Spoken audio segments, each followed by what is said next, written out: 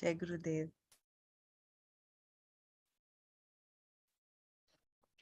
Om Sahana Bhavatu Sahanau Bhunaktu Sah Viryam Karavavahai Tejasvinavadhitamastu ma vidvishavahai. Om Shanti Shanti Shanti. Narayanam Namaskritya Naram Chaiva Narottamam Devim Saraswatim Chaiva Tato Jayamudirayet.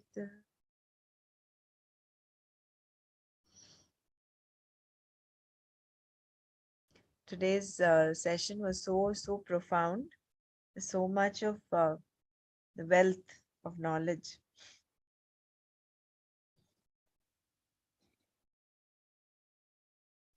Jai Gurudev, you asked the question about Chetana, right? Yeah. So it is the ignorance which has still covered the Chetana. That's why it is not pure, right? That is what we got, the answer.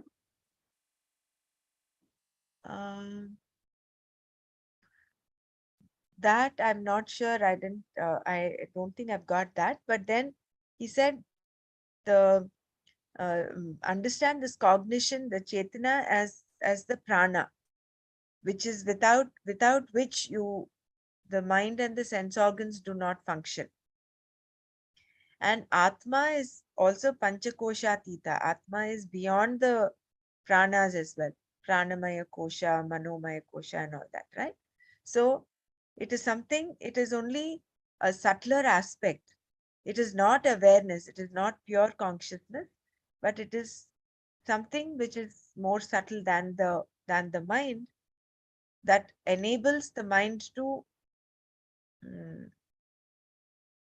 kind of cognize. That is what I understood. So it is between pure awareness, which is the kshetrajna, and this, and the mind, the gross mind. It's a link between these two, right? Yeah. Yeah.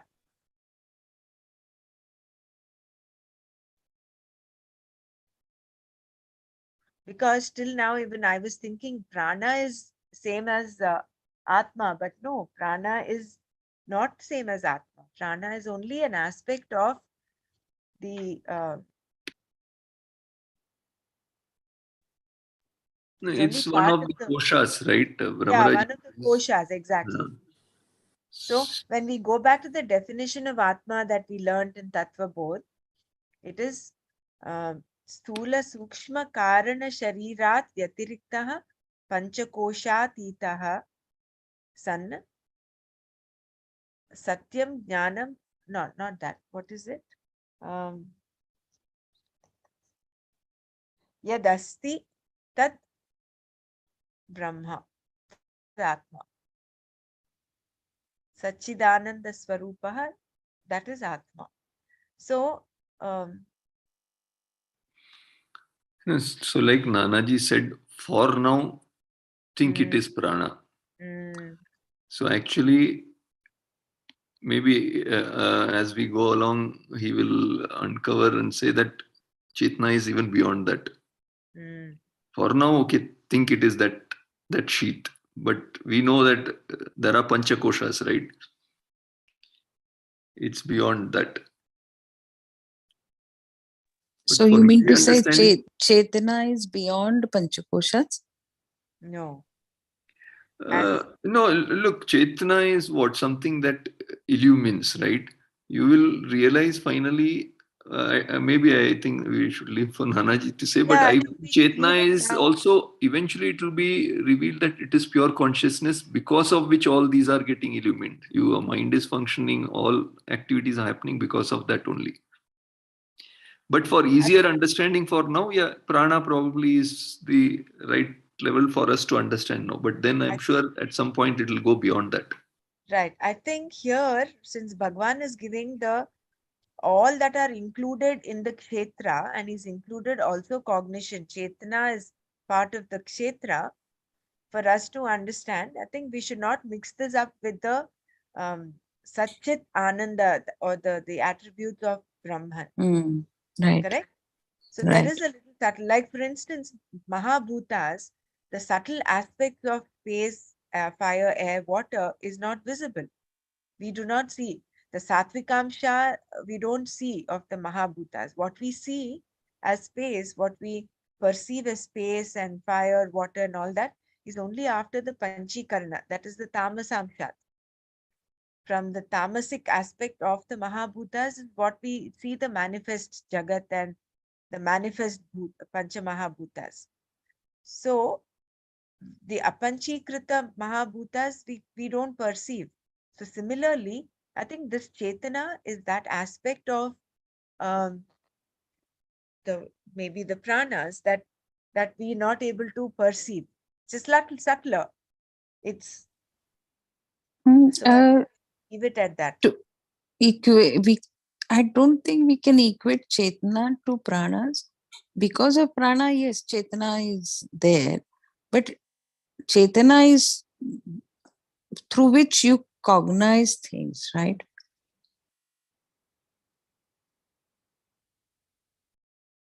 Yeah, no, that is what I think that is why Nana said in the beginning. I think that's why now I understand why he said we have to unlearn a lot of things to understand this chapter. So it makes sense now why he said that, because in our mind, our concept Chetana is consciousness. Chetana is that which makes everything, which illumines everything. But in this, as in this context, in this shloka, maybe that is not what is meant. Mm, right. It is something less than the actual absolute Chetana. Mm, correct. Correct. The I think it is the ability to cognize is Chetana. This is what is meant here, right? Yeah, Mm. maybe. Yeah.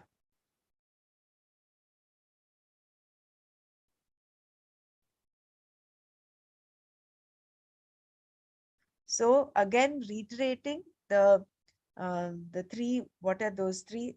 For Manana, it is for Shravana, it is the Vedanta. Manana, it is Brahma Sutras, and Bhagavad Gita is the Nididhyasana. Mm, it is for Nididhyasana. So I was only wondering, I said we've come to Nididhyasana before going to the Shravana and Manana. I always had this, it's again a concept that I had. I always thought Brahma Sutras are the highest. But then we've actually started with the highest. We've started with the Bhagavad Gita, and the Amongst the scriptures, still Brahma Sutra is considered much more, meaning it's difficult to understand unless you have gone through, like they say, the starting point should be some Prakarana Granthas, right? Like you have Drigdrisha Viveka, you have Vivek Chudamani. These are all the Prakarana Grantha, the initial Atma Bodha, Tattva Bodha. These are all Prakarana Granthas. These are the entry points. Once you start, then Bhagavad Gita and Brahma Sutras after this is what I have heard. I don't know. I'm not sure. I have not heard Brahma Sutras so far. But I have heard this Atma Bodha, and these are all the starting points, entry, where things are, the terminologies get clear, we get a little bit more understanding. Then you go to Brahma Sutras, you will be able to appreciate. Otherwise, it will all be bounces. mm, yeah, and there are 555 verses in 4 chapters. I was always under the impression Brahma Sutras are just those 4 Mahavakyas. It's a That big text. That is, I yeah, think, it's a text in its Shankaracharya's, yeah, most, what you call, commentary, his yeah, bhashya. commentary on Bhashya. Mm, Very popular. mm. So it's so beautiful, no? This knowledge, the more you think you know, the more is to be known. It is like that huge mountain that I think Vedavyasa had gone, and he just took 4 handfuls of that. This mountain of knowledge is so huge that the more you kind of go to it, the more you know is still to be known, is still there. So knowledge that way is infinite, an infinite aspect.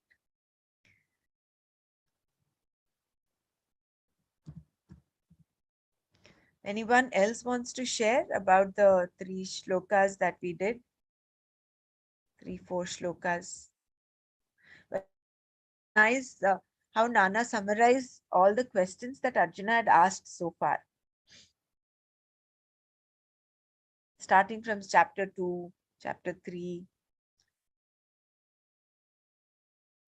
And compared to Arjuna, I think we've had more questions. I was just making a parallel. Arjuna is, of course, is an exalted being.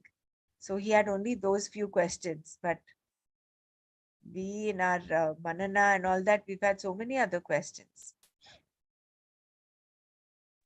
That's because we are more of intellectual beings.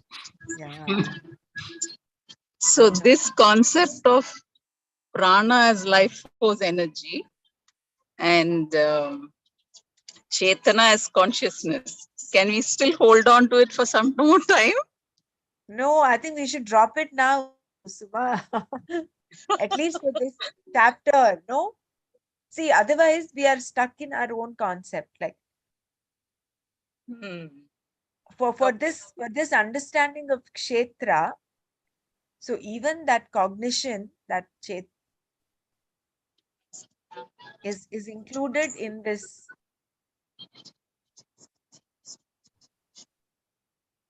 Okay, so I'll need some more time, I guess. Yeah, even I will need time. I mean, I'd have to let it sink in, process it.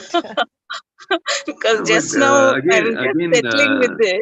Sumaji, one is understanding the meaning of these words.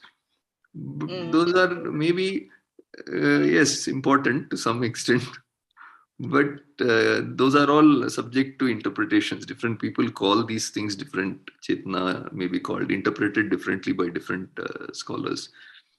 But idea is to slowly even go beyond these words, because it's all experiential at the end of it. Words will not help us after a point.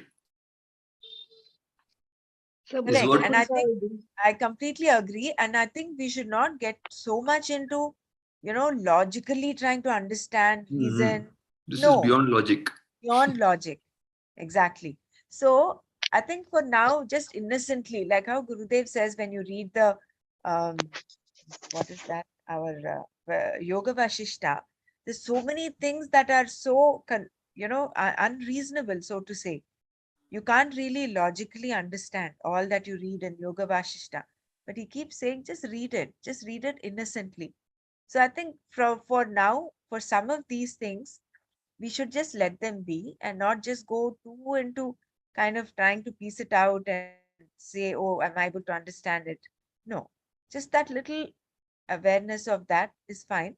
And I think as we go through the chapter, things will get clearer, and with that knowledge, that shraddha, that is why that shraddha is required. That is why it is also said, Shraddhavan labhate jnanam. Otherwise, we'll get stuck in our intellect. We have to go beyond the intellect. Hmm. Gurudev says, no, कुछ जान के चलो, कुछ मान के चलो. मान के This chalo. is मान के चलना है. जान Yeah, जाएंगे. You will get the proof correct, later. correct. No, these are the things can be understood. It's not that beyond understanding. And that's why these questions are asked, isn't it? I mean, it's just that we don't know right now. But I think these are the things, like at least these obvious things, we would get to know through Nanaji or somebody. He will like be able to explain to us. It's just that we didn't get it, isn't it? Correct. No, I understand. What I'm saying is, it is good to ask questions, not that you should not ask questions. But at the when we're doing our manana and nididhyasana, just that awareness is fine, I think, at this point, and not really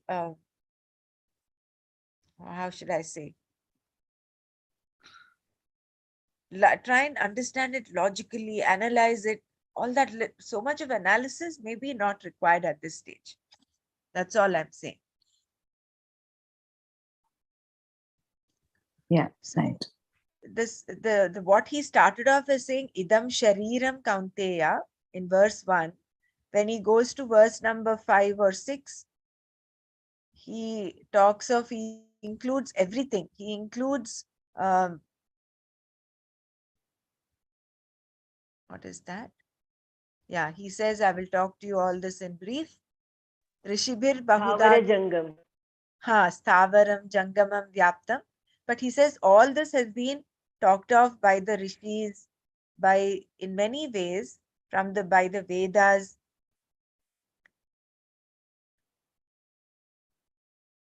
And here, this is such a beautiful verse, this verse number 5. 5, no, it is. Yeah, verse 5. Mahabhutanya Hankaraha Buddhir Buddhiravyaktamev cha Indriyani Dashaikancha Panchachendriya Gocharaha.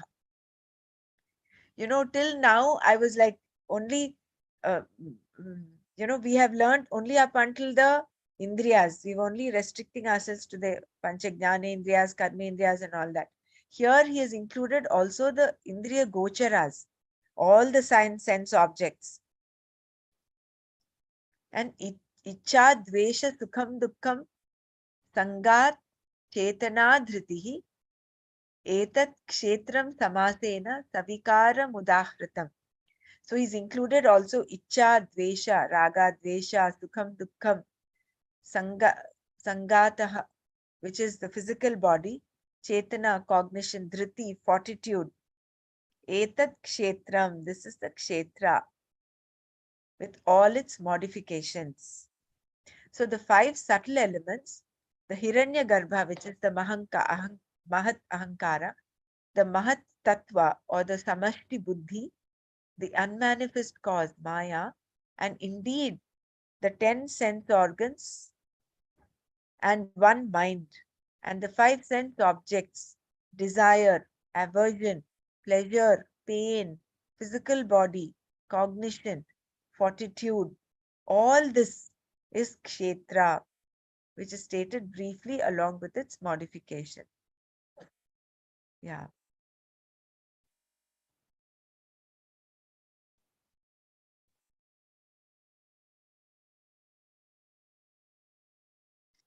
So the one who knows all this is the Kshetrajna.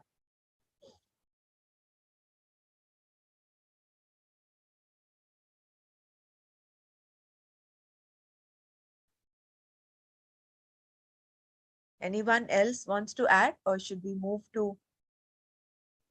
Oh, sorry, I was not sharing the screen. I was just looking at this. Sorry, my bad.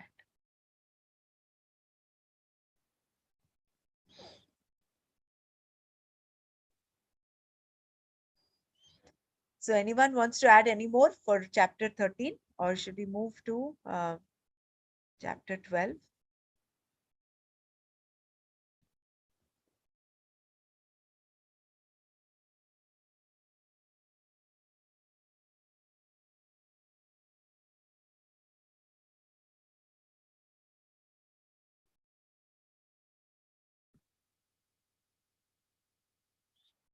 I think we stopped here.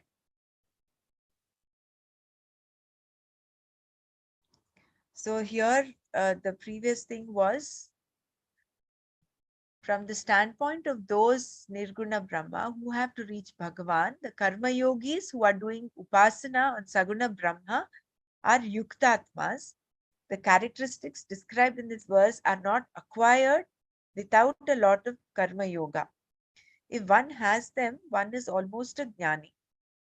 Where is the person who is not bothered by any situation, who is always composed? So, among those who are pursuing in terms of qualification, Adhikaritva, these people are Yuktatmas. He gave the example of if there is he gave the example of this a distance to be covered, and both a bicycle and bullock cart are available, which is the best means? All this depends upon the eligibility of that person. If he's a lame person, he cannot, of course, use the bicycle, although that is the fastest means. So if the person who's asking is lame or does not know how to cycle, even though it is faster, it is useless to him. For him, the bullock cart is better.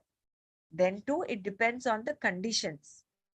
If the road is a 2 feet wide mountain track on the edge of a cliff, both the bicycle and bullock cart are of no use. Therefore, there is no such thing as the best. It depends on who is fit for what. This is with respect to the Nirgunopasana and the Sagunopasana, where Arjuna was asking the question, which is better? Krishna and Bhagwan says there is no comparison at all. You have to leave the Nirgunopasakas because they are me. Um, they have they've already attained me. And it all depends on the adhikaritva, the eligibility.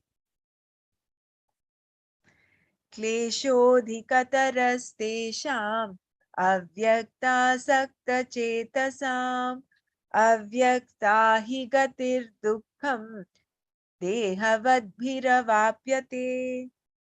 Kleshah, affliction, adhikar, adhikataraha, greater still, tesham, for those, avyakta asakta chetasam, whose minds are committed to what cannot be objectified, avyaktahi gatihi, because an end which cannot be objectified, avapyate, is reached, dukkham, with difficulty, deha vadbihi, by those who are identified with the body.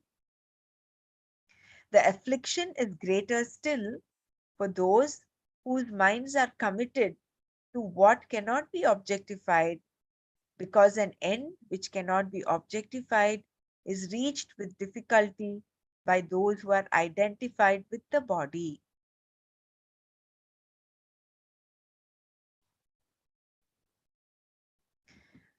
Avyakta Brahma Dhyana is difficult. Klesha Adhikataraha Tesham, they have still greater affliction. Who? These Akshara Brahma Upasakas. Greater than what? Something can be said to be more difficult only when what is difficult is established. The Karma Yogis who are meditating upon Saguna Brahma have klesha, affliction. Painful effort, both physical and emotional, is involved. As a Karma Yogi, you cannot always do the things you like. Dharma and adharma, not what is convenient or more pleasing, are the criteria. Very often, there is a conflict between dharma and raga, which causes affliction in the mind, manah klesha. Such mental distress can result in physical affliction as well. Now, let us look at the meditation of a karma yogi, Saguna Brahma Upasana, which has been said to be upon the Vishwarupa. It is all very well to say this, but how are you to meditate upon Saguna Brahma? If you visualize any one thing, all the others are left out. If you think of the sun and stars, everything below them is omitted. By bringing all the objects in creation to mind one by one, you cannot think of the cosmic form. And there are so many things unknown to you. That is why we choose one form and invoke all forms in that. If you know that everything is included in the cosmic form, that is all you need to know for Upasana. Even keeping the mind focused on one form is difficult. If you think of Vishnu's feet, that is good enough. From the head, you come to the feet and stay there. But the mind does not stay there. So, keeping it there is klesha, is difficult. It's an affliction. Even though There are great difficulties for the karma yogi who is a mat karma krita, who is totally committed to Bhagavan. The difficulties of those committed to the pursuit of Akshara Brahma are even greater. Klesha, kleshaha adhikataraha. Here, Bhagavan uses the comparative affix tara, adhikataraha. So it is greater. Identification with the body is an obstacle for Nirguna Brahma Dhyana. The affliction is even greater because they have identification with the body, Deha Abhimana. This means their Atma Anatma Viveka is not complete. Sannyasis cannot be contemplative if they lack Viveka. Without it, their pursuit will be improper because of confusion about what they are doing. Dehavat means the one who has a body. Everybody has a body. So, what it means here is those who have identification with the body. For them, meditation upon Akshara Brahma is almost impossible. Meditation here means contemplation, preceded by Shravana and Manana. All these become very difficult. Why is there more difficulty? Because the sannyasi is trying to give up his identification with the body. What could be more difficult? They are called avyakta asakta chetasaha. Their minds are totally committed.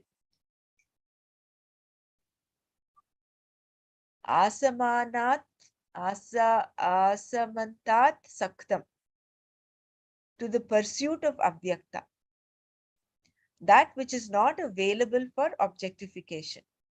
They have given up the life of karma yoga and taken to a life of renunciation for the sake of the Aksharam Brahma. That means they should be ready for it. If it is difficult for sannyasis to contemplate upon a self that cannot be objectified, how much more difficult will it be for karma yogis? The end they want to accomplish, gati, is not available for objectification, avyakta. This is the swarupa, the nature of Atma, which was mentioned in Arjuna's question, avyaktam paryupasati. Lord Krishna has answered him using the same word, avyakta. This ultimate end is reached, avapyate, Bhagavan says, with difficulty, dukkham. Why is it so difficult? It is being accomplished by those who are identified with the body, dehavat bihi. This shows it is to be accomplished right now, here. You are Brahman right now. In fact, it is not even an end that has to be accomplished. Something that is to be accomplished, like climbing Mount Everest, can be done with the proper equipment and effort. But here, it is already accomplished. The self is Brahman. It is simply a question of knowing it. The difficulty is this Deha Atma Abhimana, which includes identification with the Sukshma Sharira.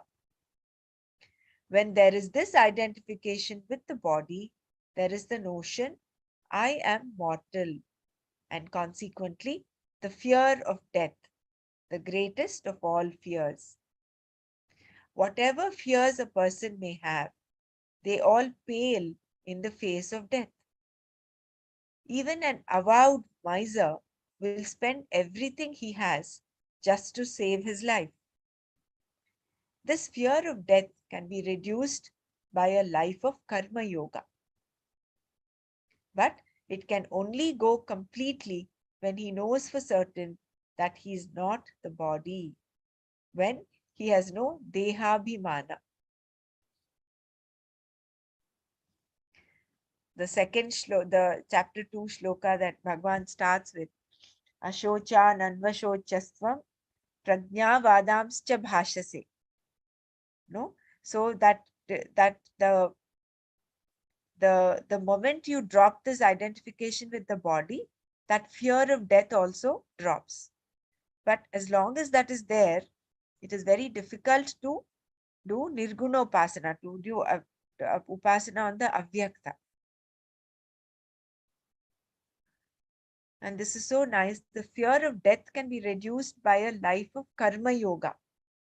Another takeaways of practicing karma yoga is that the fear of death gets reduced. Because you are attributing everything to Ishvara. Everything is Ishvararpanam and everything is given by Ishvara.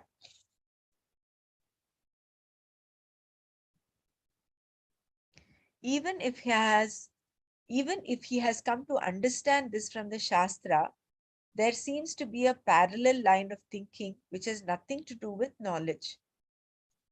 This is true of any knowledge that contradicts an established pattern.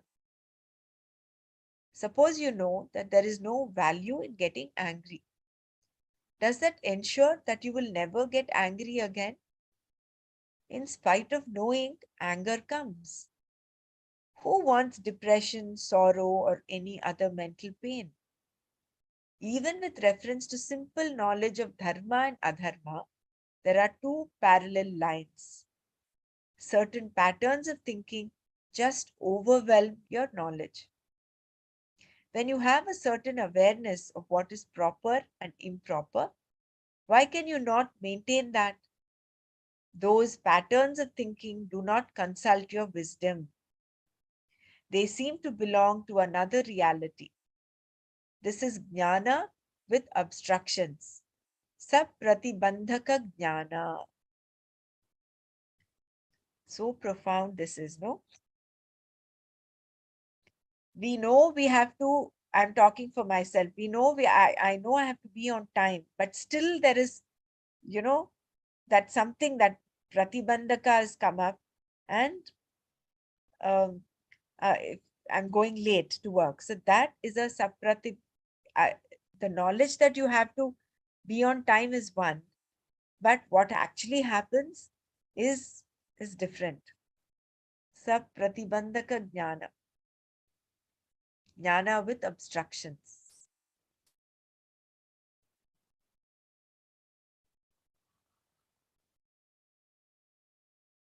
Giving up dehabhimana, even relatively, means having an appreciation that everything belongs to Ishvara, including this body.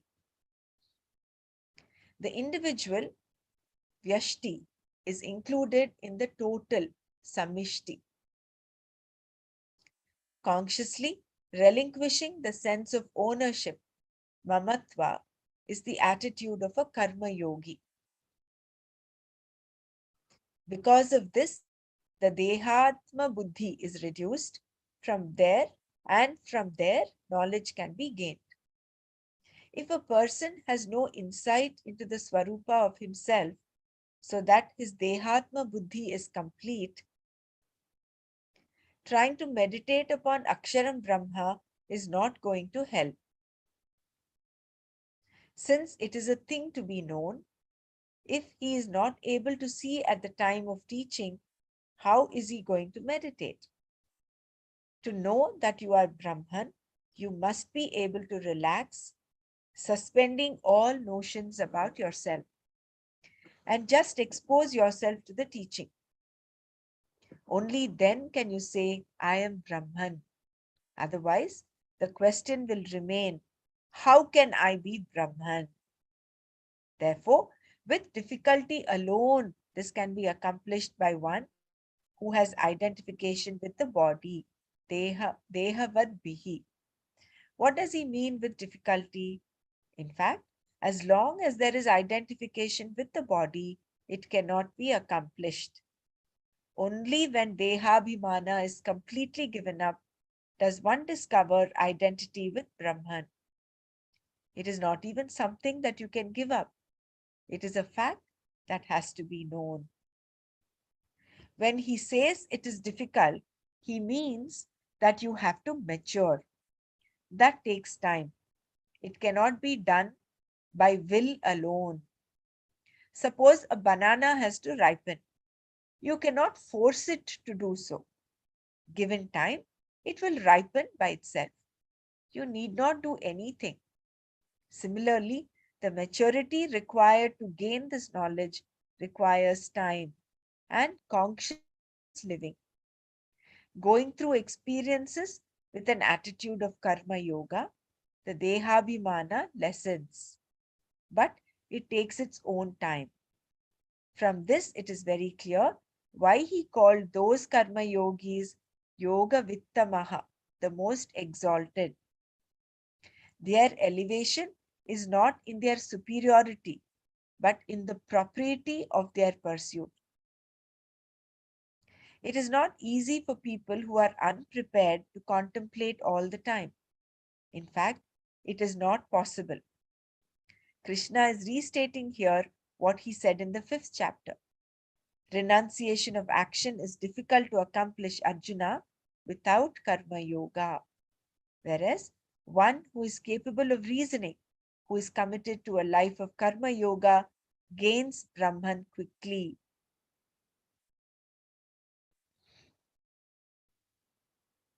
The 19th shloka of chapter 7.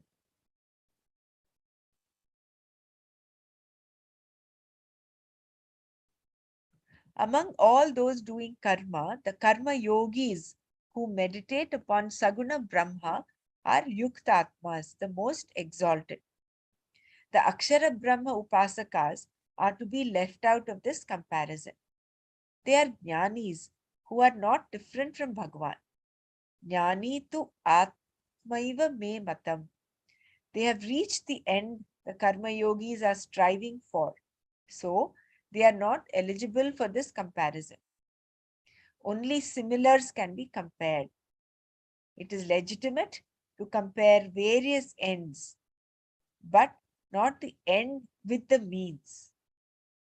Therefore, Krishna mentions only the karma yogis who are Saguna Brahma Upasakas as Yoga Vittatmas.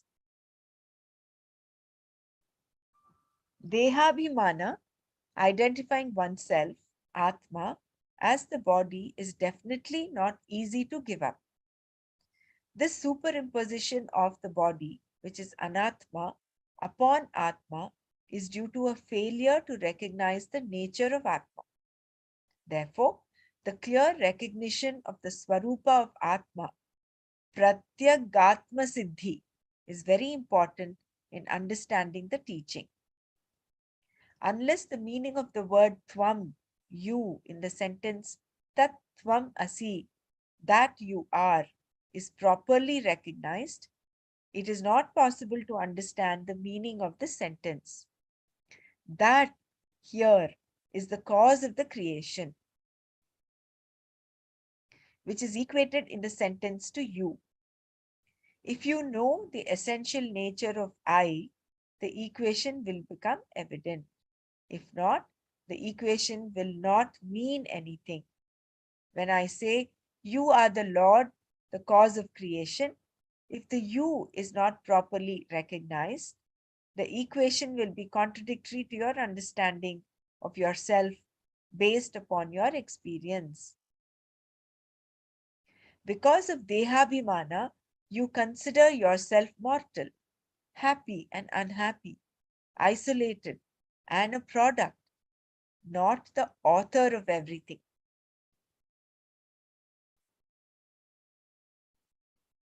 Therefore, by those who have this identification with the body, it is difficult to accomplish. Dehavadbihi dukkham avapyate. With the karma yoga buddhi, the mind is prepared for the recognition. Once pratyagatma is at least recognized by one who is a devotee, the recognition of the Swarupa of Atma can follow. Introducing the next verse, Shankara says that later in this chapter, the behavior of the wise who know Akshara Brahma is going to be described. Now, we turn our attention to the karma yogis who meditate. Yeah, this is quite intense. So basically, as long as you have the dehabhimana, it is kleshaha adhikataraha. The affliction is greater for those who have the dehabhimana to contemplate upon the Akshara Brahma. Because even for those that are doing Nirgunopasakas, for the sannyasis, contemplating on the Akshara Brahma is difficult. It is even greater difficulty for those who have the Dehabhimana.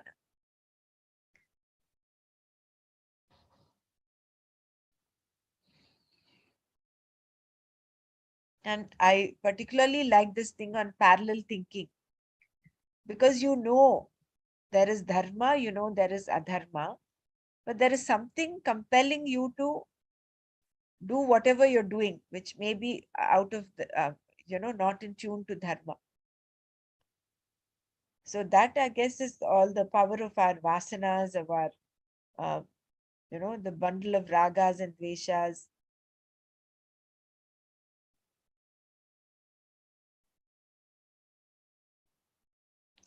So quite a lot of inputs here, that the fear of death would come down or will reduce by the practice of karma yoga, because you consider everything as being given by Ishvara. And then, where is that? Yeah. Does anyone want to share anything before we close? We'll take the next shloka tomorrow.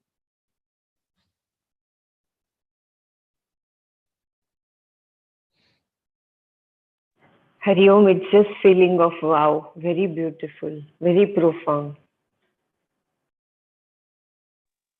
This Dehabhimana, I'm just reminded again of Ramana Maharshi, when he goes into that cave and he completely loses Dehabhimana. He's in that exalted, in the enlightened state.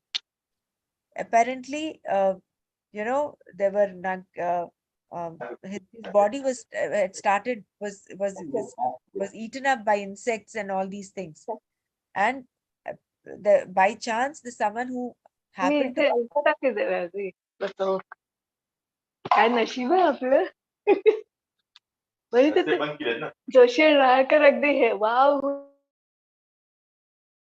So apparently there were some children or people who walked into that cave have apparently chanced to find him sitting there, and they had to bring him out.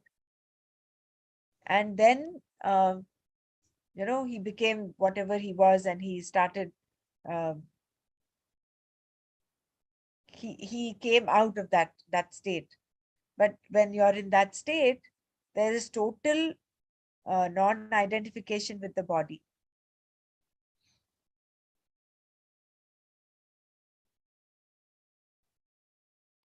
Yes, and I believe even for Mahavir Swami, there was a story, just a quick, there was a lady who lost her, whose son was drowned into the bank of the river, and he was meditating there.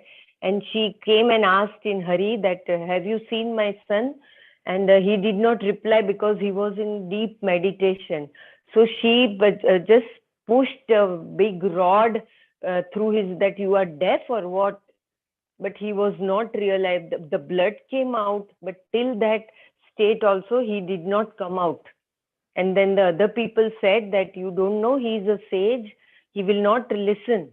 So then she realized, I mean, that's what the complete Dehabhiman is not, I mean, they are not in their body.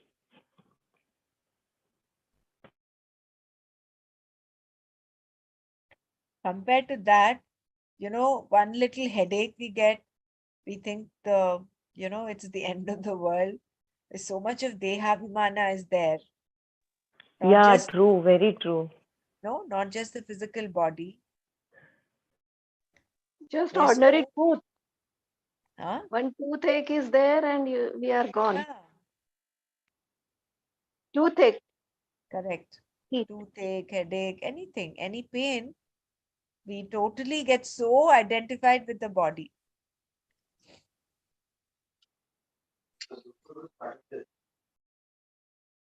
Yeah, fine.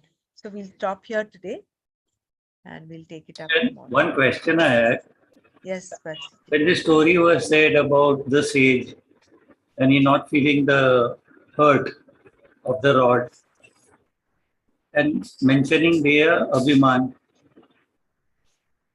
the pain is in the mind, it's not in the body. No? Suppose there's a dead body, how much you beat it, it will not correct. feel the pain. So the pain that is there, that is associated with any injury, is in the mind. I think they are not in the mind state. They are in a no mind state. That is why they don't feel the pain. I don't know. Correct. This came up for me. Is it Yeah, the mind or really it is happening? It cannot be just mind. No, it is not a story made by mind. It is happening. Pain is happening. Not all the time. Even if you want to feel the pain through your mind, you cannot create it. Pain is happening in the mind. See, pleasure and pain, they are the just sensations. We associate it with pleasure or pain. Eh, Both of them are actually same at the body level, and the instrument through which we experience it is through mind. If the mind is engaged in something else, we don't realize the pain. So mind is the instrument to experience the these seat of things. perception. Yeah, yeah. Is it? Like for instance, in your deep sleep, supposing you had a toothache or a headache, you in your waking state you are experiencing it. But when you sleep, where has the pain disappeared? Because your mind and your senses are shut down. You're not able to perceive it. But upon waking, again you experience it. It's back to you. See, I think Ramana Maharishi underwent an operation or so, and he said, "Don't give me anesthesia." And he said, "Give me some time." He went into a deep state of meditation. And then without anesthesia, the operation was done on him. Yeah, true. But many a times, even if you're given anesthesia, you still feel the pain. What is that? That is So for your you and mind is still not shut, is it? That is maybe the lower dose is given than necessary. Because I have gone through such a experience, though I was given 4 5 times of higher dose. Though I was asleep, I was doing the activities like I was pulling all the, uh, I mean, pushing everyone, and though I didn't know I was doing it, my body was going through that pain. So I was doing some actions which were uh, wanting to get rid of that pain. So how do we explain? I mean, I was not knowing that I was doing that. that could be just a reflex. See, not everything is does it need to go to the mind. What you were doing, your example, your body was reacting at the reflex level. When there's a stimulus, it goes to the spinal cord, to the nervous system, and then it triggers a reflex, a motor reflex. Like how when you touch the fire, your hand reflexly comes away. You take it out, right? So similarly, what was happening to you at that point was, although your mind was shut off with anesthesia, your basal reflexes were still functioning. So you did not perceive the pain as such, but your body was still reacting to it reflexly. No, Maybe that scientifically, if you look at it, when the sage did not feel the pain, it's like we say, no, that prostaglandin synthesis takes place.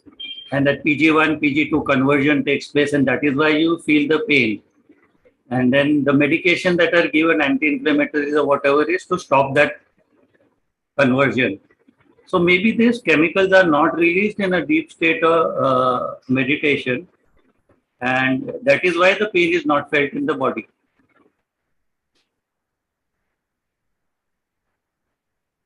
Yeah, quite an interesting angle. Don't talk about the chemical. No, but even all this, like when you are in flight or fright mode, also that which is what is that hormone which is released? Adrenaline. The gush of adrenaline gush, it is called. And that adrenaline gush is necessary only when you see something very frightful like a lion in front of you. But today, that is the mind is controlled by all that we do on social media.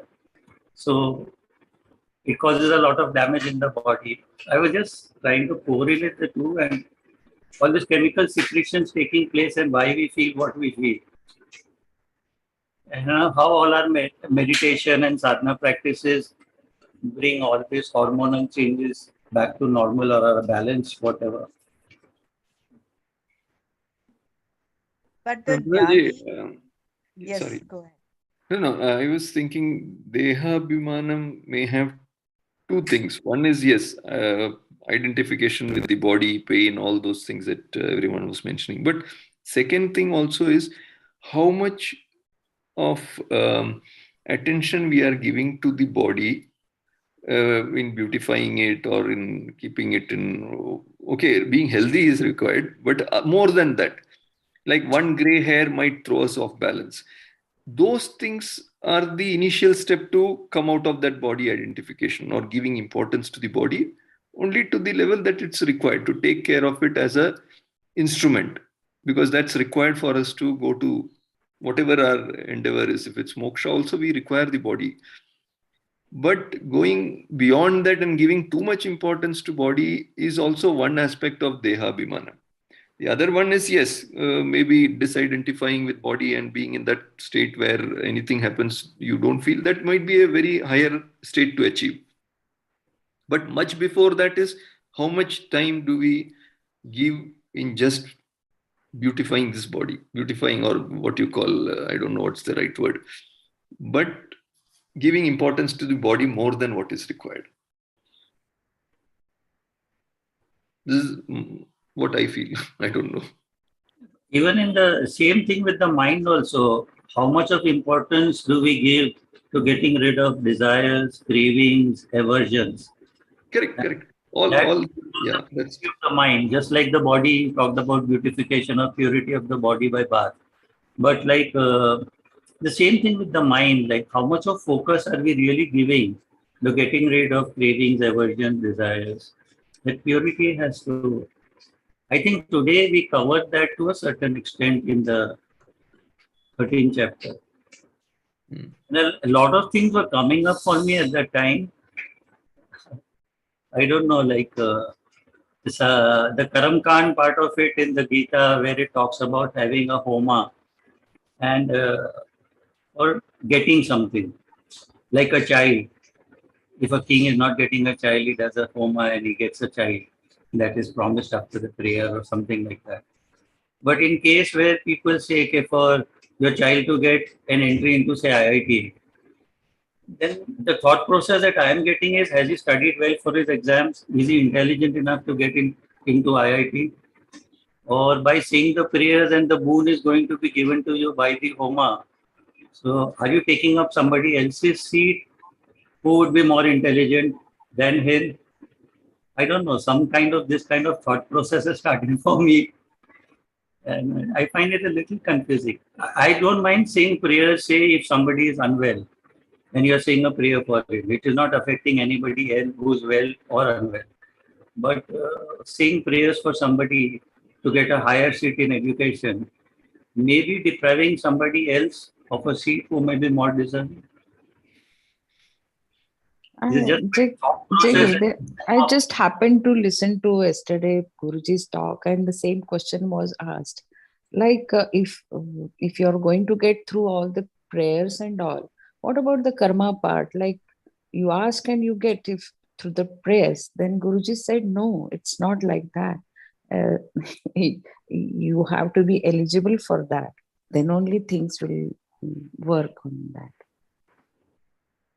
True, that prayers and all is just maybe to give that additional strength for you to go through whatever is coming. Whatever has to come will come. The parent will do the prayers only because he feels that maybe the child is lacking somewhere and does the homa, whether Yeah, he is deserving or not Necessarily, deserving. see, I think with respect to prayer, you not necessarily that you don't. Uh, the highest form of prayer is where if you're doing it for to attain something, like for instance, the example of the king, they try everything else. That is what is mentioned in the Gita, starting in the Gita introduction. You have tried everything, and in your capacity, all that you've tried, you have not been able to attain that. That is when you turn your mind to prayer, and then you perform some homa, because there is this adrishta phala. There are these things which are not beyond, we are beyond your capacity. There you're letting go, and then you're invoking the divine to give you what you want. That is the intention. It is not that you do not put in your efforts and then you let go. Your prayatna is there, and then um, for everything there is manava prayatna, and what is that? Deva anugraha. It is to get that unseen effects. Kripa, That is why we pray. The kripa kripa. part. Correct, isn't it? And it So works that is for sure.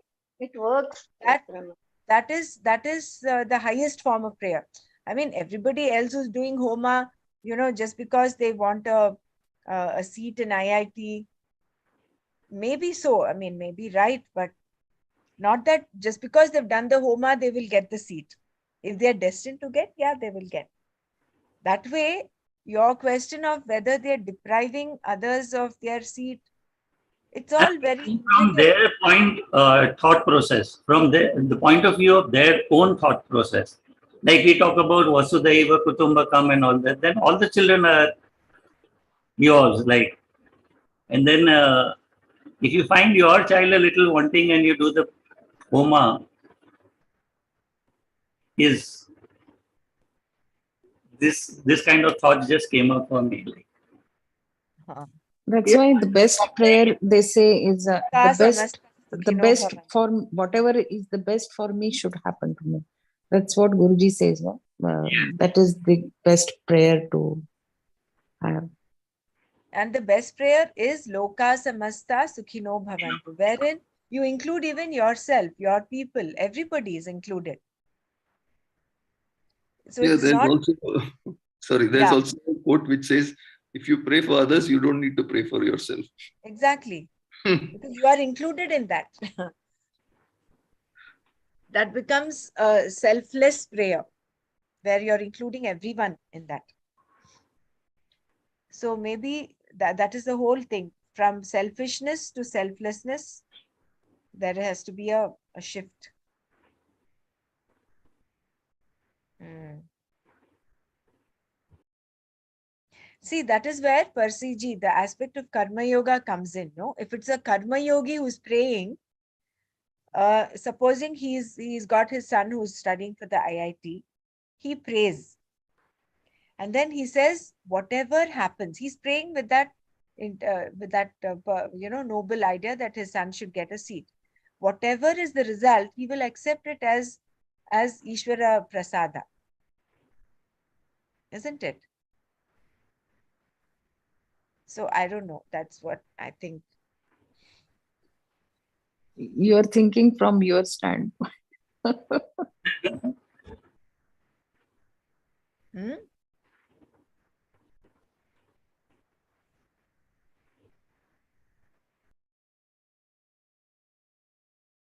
Anyway, the again coming back to this, it is not what others are doing.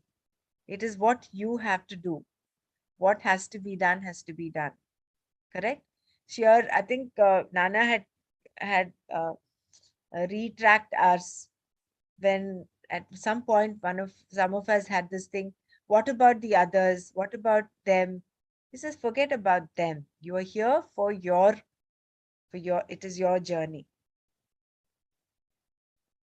So you do what are you doing, how are you praying, for what are you praying? So maybe when we retrace our track, maybe then um, these kind of confusions might not really show up. I think these are all the steps of evolution. Initially, we also started with prayers for self, for only myself, and then as we started getting the trust and faith became more and stronger in our practices on our guru and all. And these are things, and then Sarvatma Bhav comes. I don't know It's whether your No, internet no, is we shaky can't or hear. mine is shaky, No, no, we because can't hear. yeah, your voice is breaking, Madhuriji. okay, okay. Jai Gurudev. I'm just telling these are all the steps. Can you all hear me now? No, it is still broken. No, no. Okay, okay. I think my internet is very low. I just wanted to say that all these are the steps. Initially, it starts from personal wishes, then for my family, and then the trust becomes more and more on the practices, on the guru, and then it slowly goes up to the Sarvatma Bhava and all, including all it becomes. So maybe all of us at different points of time, we have gone through this. As the new participants join us, when they get the experience of something, their wishes came true by praying to Gurudev or praying to whatever, participating in the Mumas and all, then step by step they come forward, move forward on this spiritual path. No? So all steps are important and all is good, I think. Jai Gurudev. Brahmaraji, sorry to interrupt at the end moment. The individual Vyasti, is it operationally defined at the end of the page by Swamiji? The individual Vyashti is at the end of the page. No, end of the page. He actually gave no, not in this. He has not described Vyashti. Vyashti is like the jiva, no, an individual person, Yeah, it meant that. and samishti is the sum total. What is that was mentioned here? Yeah, Even yeah, yeah. even relatively means having an appreciation that everything belongs to Ishvara. The individual Vyashti is included in the total Samishti. Therefore, consciously relinquishing the sense of ownership, mamatva, is the attitude of a karma yogi. And with this, your dehatma buddhi is reduced, and from there, knowledge can be gained. And Yeah, it is then, said, no, the greatest, yeah, is your doubt clarified, Bela? yes, yes, yes, Brahmaraji.